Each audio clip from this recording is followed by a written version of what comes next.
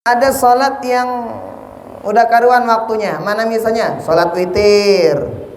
Kapan waktu sholat witir? Setelah Isya sampai menjelang subuh. Sholat khusuf, istisqa.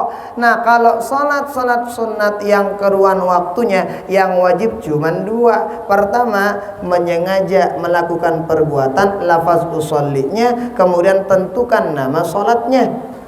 Misalnya ushollid duha boleh, ushallil witr boleh, sekalipun sudah nggak sebut sunnahnya. Kan kalau kita salat duha, usholli sunnatan duha rak'ataini lillahi ta'ala. Yang wajib itu mana? Usholli sama duhanya doang. Nah, dalam hati cukup mengatakan sembahyang duha karena Allah, selesai. Nah, jangan ribet-ribet. Nah, berikutnya, idza kanatis shalatu nafilatan mutlaqatan wajib qasdul fi'li faqat. Apabila salatnya salat sunnah mutlak. Apa itu salat sunnah mutlak? Salat sunat yang dilakukan kapan saja, di mana saja, waktunya tidak terbatas, rakaatnya tidak terbatas, dan dia asalkan jangan dilakukan pada waktu-waktu yang tidak diperbolehkan untuk sholat. Sekarang boleh, selesai Isya boleh. Makanya tidak heran kalau ada para ulama misalnya seperti Imam Ahmad bin Hambal tuh, beliau sholat tahajudnya setiap malam, qiyamul lailnya tuh berapa? 300 rakaat setiap malam. Berapa rakaat? 300 rakaat. Bayangin, sudah salat malam berapa rakaat? 20 telu. Itu pun masih milen imam. Masih milen sudah imam?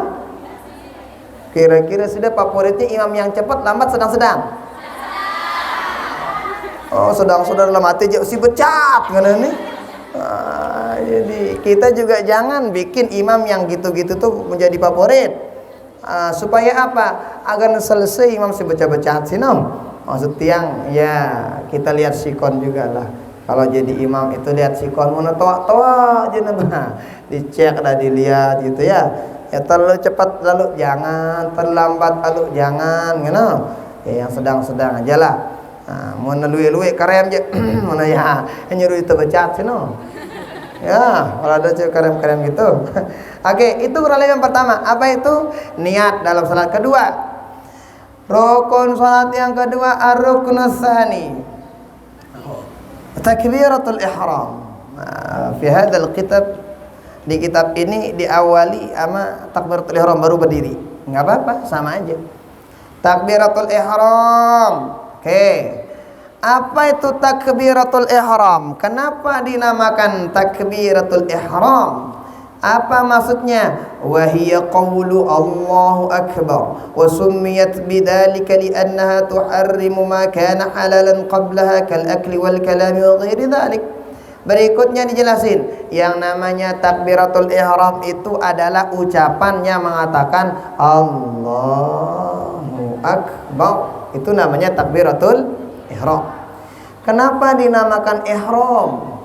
Takbiratul ihram. Kenapa? Karena takbir ini yang tadinya sesuatu itu boleh, kalau udah takbir sesuatu itu menjadi haram. Makan boleh apa tidak? Makan boleh apa tidak? Boleh lah. Tapi kalau udah takbiratul ihram nggak boleh makan lagi. Minum boleh apa tidak? Boleh. Tapi kalau udah takbiratul ihram nggak boleh. Maksudnya ini selain di bulan puasa. Nah, ketika taraweh misalnya kan. Nah, itu makanya dinamakan takbiratul ihram. Nah, kemudian takbiratul ihram ini dia punya syarat-syarat baru takbiratul ihramnya sah. Pertama, takbiratul ihram itu hendaknya dibaca dalam keadaan an yusmi'a nafsahu hurufaha. Pertama, ucapan takbir itu paling tidak kita dengar sama diri kita. Berarti arak suara ente Allah. Nah, sendiri kita yang dengar. Nah, didengar sendiri. Paling kurang didengar sendiri. Kecuali bagian jadi imam. Kedua, an takuna halatal qiyami fil fardhi. Yang kedua itu orang baca takbiratul ihram dalam keadaan berdiri atau ketika duduk. Dihitung juga tuh berdiri yang duduk. Nah, maka takbirnya ketika butang Allahu Akbar. Apa artinya? Begini. Oke, thank you. Orang itu kalau mau takbiratul ihram harus dia pas dulu berdirinya. Jadi arah dengan datang misalnya deman ndak man. Harus dia siap dulu. Harus dia bagus. Allah, enak baru gitu. Ini baru datang. Ndak. Harus bagus dulu berdirinya baru dia takbiratul ihram, itu maksudnya. Paham sudah?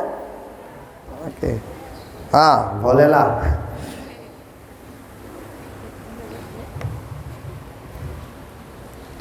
Oke, itu kurang lebih. Nanti saya sukanya bangun berdiri nih. Berdiri atau kalau pada doang beli itu dulu. Nama sudah ketawa.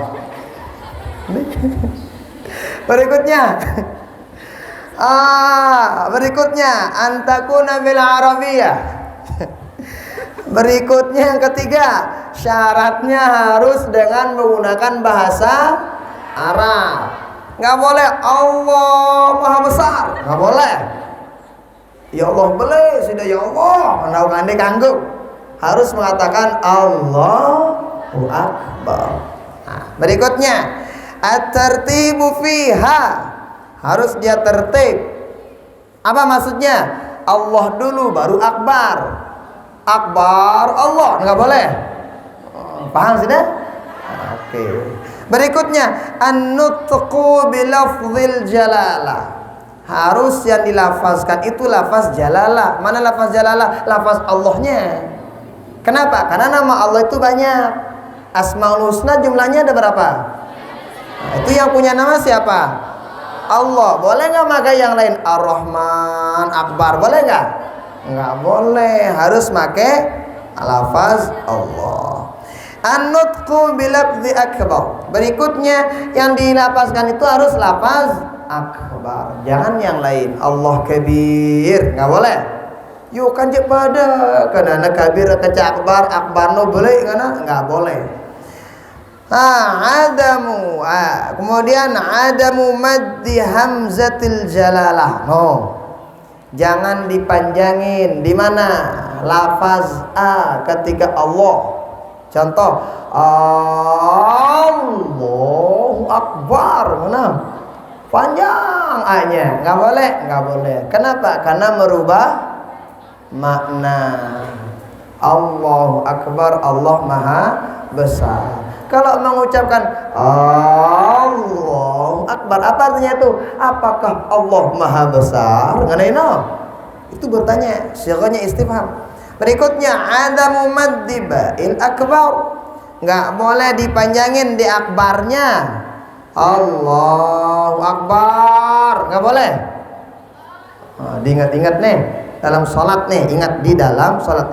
Adamu tasydidil ba', nggak boleh ditasydidkan ba-nya. Allahu Akbar, pokoknya ditasydidkan apa nih? Ba-nya nggak boleh tasydid. Ba. Nah, al-muwalatu bainahuma, harus dia nyambung Allah sama akbar. Adamu maddi alifil jalalah ziyada ala sab'i alifat. Apa maksudnya? Kalau kita ngebaca apa tuh lafaz Allahu Akbar, itu bacaannya tidak boleh lebih dari 7 alif atau 14 harokat. 7 alif 14 harokat. Panjang Allahnya Allahu Akbar boleh. Kenapa belum 7 alif? Gusi bela nih kanggo belu lalu. Wah, jangan terlalu panjang. Alla yazida wawan bainahuma, jangan ditambahkan wawu antara keduanya. Jangan mengatakan Allahu Akbar, enggak boleh. Enggak boleh. Ini hati-hati nih, kayaknya tuh sepele tapi kadang ada orang yang begitu kedengarannya. Allah yazida wawan qabla al-jalalah. Wallahu akbar, enggak boleh. Mura'atu hurufiha alla yubaddil harfan bi harfin akhar. Dia jelas lafaznya Allahu akbar. Pakai ka bukan pakai ko. Allahu akbar, enggak boleh. Kenapa? Karena dia pakai kaf bukan pakai ko. Ayyadkhulal waqtu fil muaqqat an taqtarina binniyah. Berikutnya itu tuh kalau baca takbir itu hendaknya udah masuk waktu sholat. Sholat zuhur sudah masuk baru baca Allahu akbar. Kemudian tuh bacaan takbirnya kita bebarengan dengan niat di dalam hati. Allah. Di sana kita berniat mengatakan saya berniat sholat fardu zuhur dan sebagainya.